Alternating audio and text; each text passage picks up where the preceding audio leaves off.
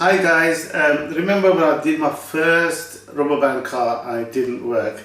Well, I got it working anyways, started to work. So basically, for those of you who are starting out, because I know there's a lot of people who know about this, a lot of you starting out, so you need a weight at the back to keep the wheels down. You need to be, this needs to be like straightish, which mine wasn't straight, okay?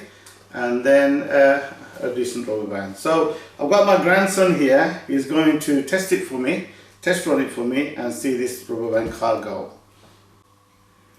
Okay, this is my grandson Elijah. He's going to have a go at this rubber band. Do you know what you're doing, right? Yeah. Okay. And rewind it, wind it as much as you possibly can, and don't let it go. When you turn it around, put it down on the floor, okay?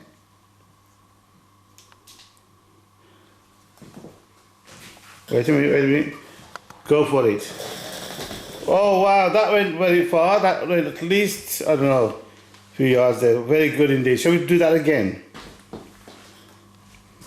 Go back. That was good. That was good actually. Let's okay. You just keep rewinding. I'll just look at that.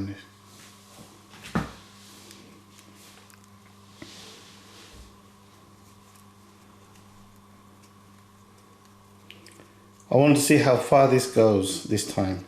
Do it as much as you can, stretch you can do it. Let me know when you're going to put it down. So I want to take the distance here. Ready? Yeah. Go down.